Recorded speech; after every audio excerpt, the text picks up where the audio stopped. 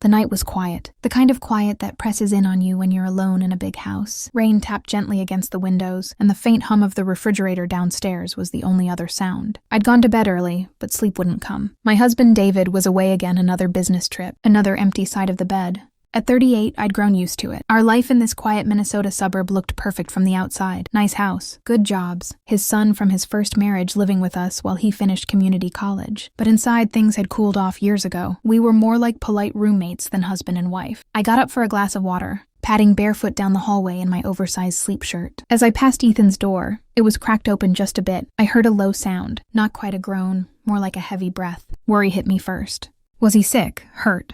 He'd been at the gym late. Maybe he pulled something. Without thinking, I pushed the door open quietly, intending to check on him. I froze. Ethan was on his bed, the dim glow of his phone screen casting shadows across his bare chest. His sweatpants were pushed down just enough, and his hand was moving slowly, deliberately over himself. But it wasn't just the act that stopped me cold, it was the size of him. Even in the low light, it was impossible to miss.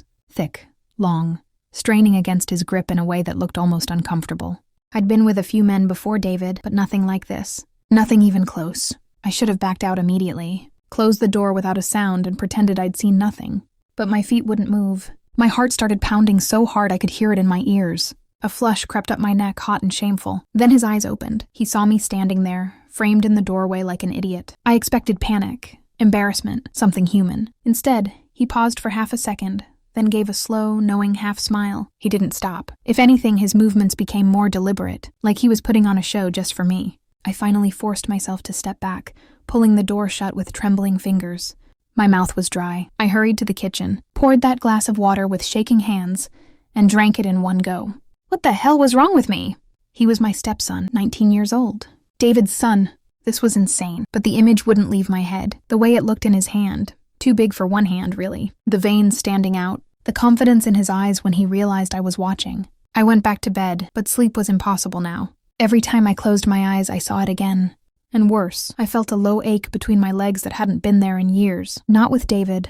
Not with anyone in a long time. The next morning, I avoided Ethan like the plague. I stayed in my room until I heard his truck start and pull out of the driveway. Only then did I venture downstairs. I made coffee, cleaned counters that were already clean, anything to keep my mind busy.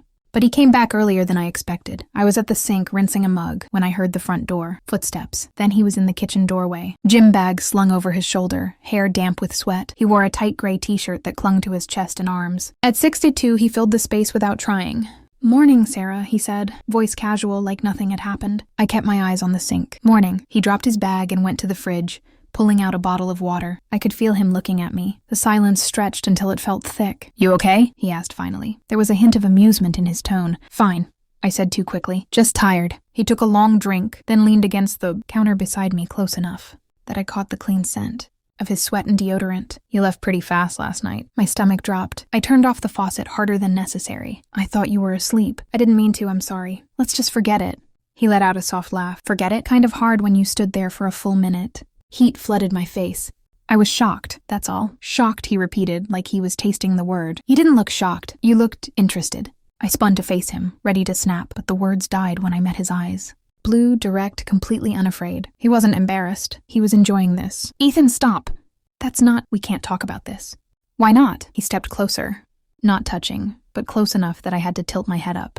"You saw me? I saw you watching. We're both adults. You're my stepson." "Step," he emphasized, "not blood. And David's gone half the time anyway." I shook my head, backing up until the counter pressed into my lower back. "This is wrong." "Is it?" His voice dropped lower. "Because the way you looked at me last night didn't feel wrong." I couldn't answer. Because part of me, God help me, was curious. Terrified. Ashamed but curious. He reached past me to set his empty bottle in the sink, his arm brushing mine. The contact was brief, but it sent a jolt through me. "I'm hitting the shower," he said, stepping away. "But if you ever want to finish what you started watching..." Doors open. He left me standing there, pulse racing, hating myself for the way my body responded to his words. That night, David called to say his trip was extended another day. I hung up feeling hollow, and when I passed Ethan's door again, cracked. Open just like before, I didn't keep walking. I don't know how long I stood outside Ethan's door that second night. Long enough for my bare feet to feel cold against the hardwood floor. Long enough for the rational part of my brain to scream at me to go back to my room, lock the door, and pretend none of this was happening. but I didn't. The door was open just a crack again, the soft blue light from his laptop spilling into the hallway. I could hear his breathing, slow, steady, deliberate. My hand trembled as I pushed the door wider. He was sitting up against the headboard this time, sheet pulled low across his hips, one hand moving under it with the same unhurried rhythm. When he saw me, he didn't flinch. He just tilted his head slightly, like he'd been expecting me. "Come in," he said quietly. Not a question, not a command, just an invitation. I stepped inside and closed the door behind me. The click of the latch sounded louder than it should have. I stayed near the door, arms crossed over my chest like that could protect me. "We shouldn't," I started, but my voice came out weak. He pulled the sheet aside slowly, revealing himself fully. Hard, thick, curving slightly upward. Even knowing what to expect, it still stole my breath.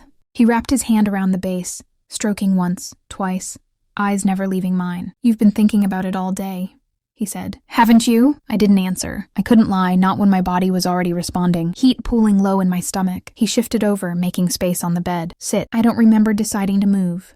One moment I was by the door, the next I was perched on the edge of his mattress, close enough to feel the warmth coming off his skin. He reached out and took my hand gently, but firmly, and guided it to him. My fingers closed around him instinctively. He was hot, velvet over steel, and so thick my thumb and middle finger didn't meet. A low sound escaped his throat as I tightened my grip. "Like that," he murmured. I started moving my hand, slow at first, exploring the weight of him, the way he pulsed under my touch. I'd forgotten what this felt like, giving pleasure, feeling someone respond so completely to what I was doing. David and I hadn't touched each other like this in years. Ethan's head fell back against the headboard, eyes half closed. "Sarah." Hearing my name like that rough, hungry sent a shiver through me. I leaned closer without thinking, my other hand joining the first because one wasn't enough. He was breathing harder now, hips shifting slightly with each stroke. When I bent down and brushed my lips across the tip, tasting the salt of him, he groaned deep in his chest. His hand came to my hair, not pushing, just resting there, fingers threading through the strands. I took him deeper, as much as I could manage. It wasn't much, he was too big for that, but what I could fit felt overwhelming in the best way. The sounds he made, the way his thighs tensed under my forearms, the slight tug on my hair when I did something he liked, it was intoxicating. I lost track of time. There was only the heat of his skin, the rhythm of my mouth and hands, the growing tension in his body. When he warned me, voice strained, that he was close, I didn't pull away. I wanted it. All of it. He came with a low, drawn-out groan, hips jerking as he spilled into my mouth. I swallowed, surprised at how much I wanted to, how right it felt in that moment. When I finally sat up, wiping my lips with the back of my hand, he was watching me with something dark and possessive in his eyes. "That was just the warm-up," he said, voice rough. Before I could process the words, he pulled me down beside him, rolling so he was half on top of me. His mouth found mine, tasting himself on my tongue without hesitation. His hands were everywhere, under my sleep shirt, pushing it up, palms rough against my breasts, thumbs circling my nipples until I was arching into him. He moved lower, kissing down my neck, my stomach, tugging my panties down with impatient hands. When his mouth settled between my legs, I gasped his name, loud enough that I immediately bit my lip to stay quiet. He didn't care about quiet. He devoured me like he'd been starving for it. Tongue precise and relentless. I came faster than I ever had in my life, thighs shaking around his head, fingers twisted in his hair. After, he crawled back up my body, pressing inside me slowly. The stretch burned in the most exquisite way. I wrapped my legs around him, urging him deeper even as I wondered how I was taking all of him. We moved together like we'd done this 100 times. He knew exactly how to angle his hips, how deep to go, when to slow down and make me beg with my body.